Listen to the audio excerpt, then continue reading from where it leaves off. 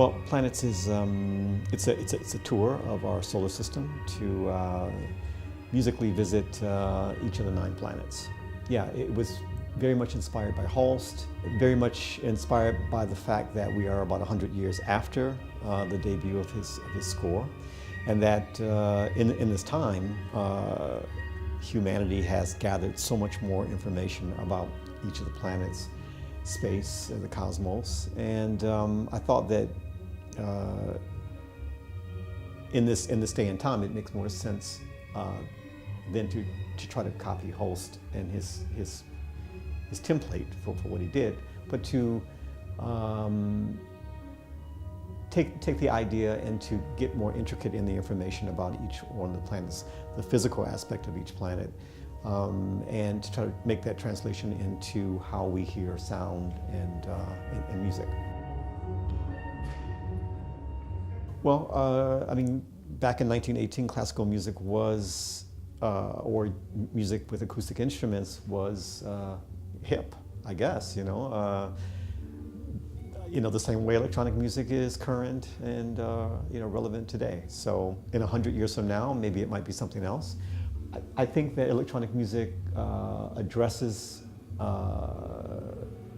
the topic very, very well, especially when we're talking about things that are enormous sizes and great distances and a lot about space that we don't know, that we might have some ideas, but we don't have the information to back that up.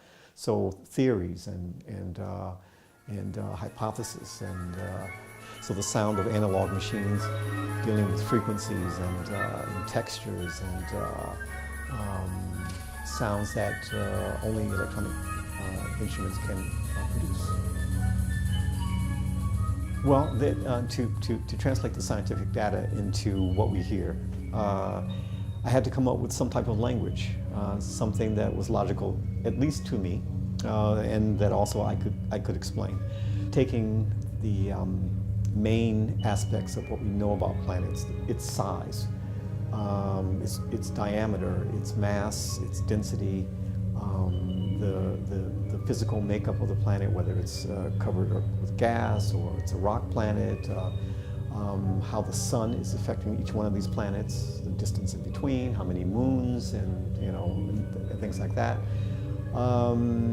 I translated that into how we listen to music and how we perceive time and when we're listening to it. For instance, the planet of Saturn, for instance. I had imagined that because it is the planet that has the largest circumference, and it's the fastest planet in the solar system. The planet itself is covered with gas, so we have yet to see the surface of Saturn. And its makeup of the rings are of different elements, rocks and ice and dust and things like that. We need to experience Saturn in this project as much as being surrounded by the rings as possible.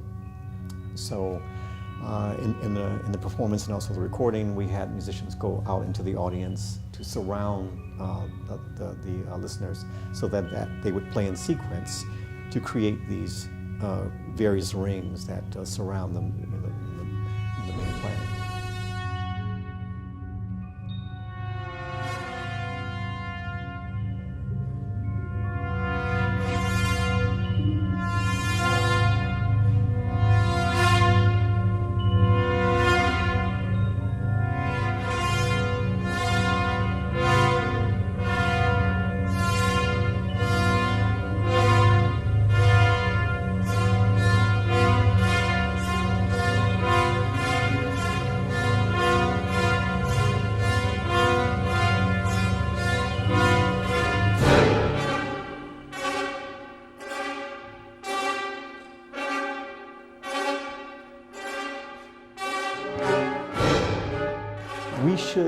We should make the planets that we know most about more comfortable to the listener. And then the planets that we know very little of, like Pluto, for instance, at the time when we were writing the score, should be, or should feel to the listener more distant more unusual.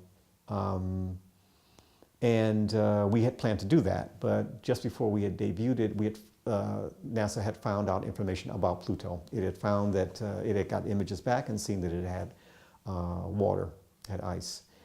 So we changed the score at the last minute so that it would sound closer to Earth and closer to Mars in that respect.